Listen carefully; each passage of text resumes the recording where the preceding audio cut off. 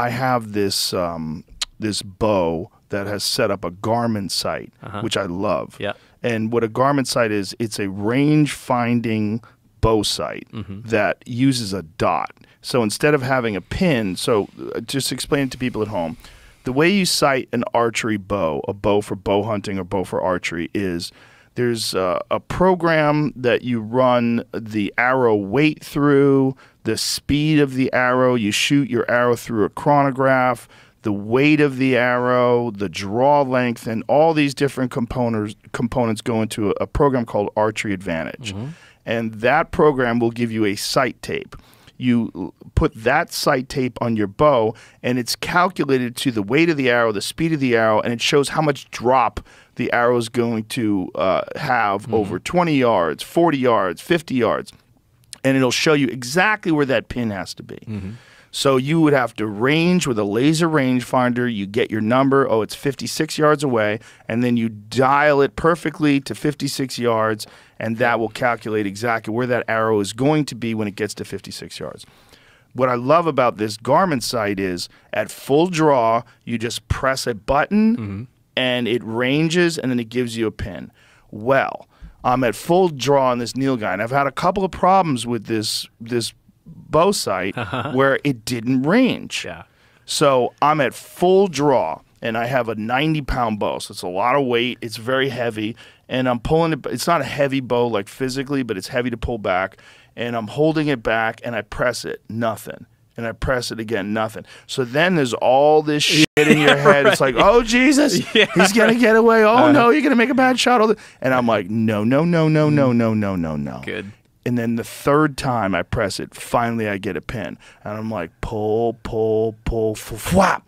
And this arrow flies perfect. It hits this animal quartering away, broadside, punches straight through the animal, and the arrow goes 30 yards away. But the Nilgai runs like nothing's wrong with it. In a full sprint, when the arrow hits it, I'm like, oh, no. I'm like, how am I even going to find this thing? 130 yards it went until it died, but we didn't know where it went because, you know, it's heavy brush in South Texas.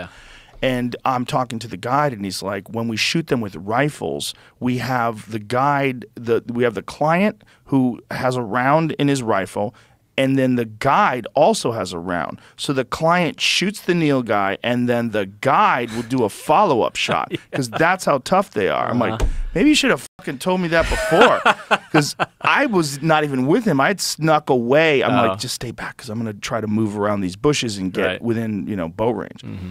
And so I'm thinking, boy, I'm pretty sure I made a great shot. Like I have to, I don't know. So luckily, we, you know, map the area, we do a grid, and we find the animal. He's only 130 yards away. It's a perfect shot. Went straight through.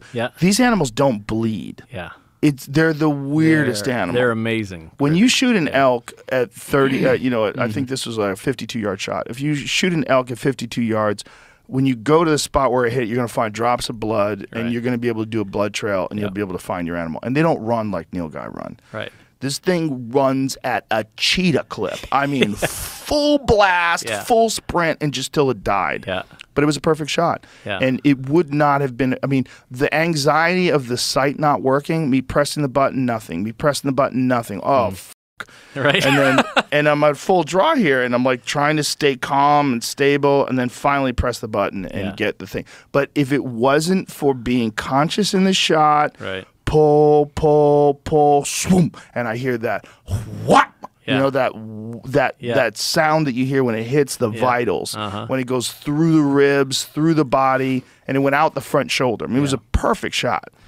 But it was because of your program. It was because of your teaching.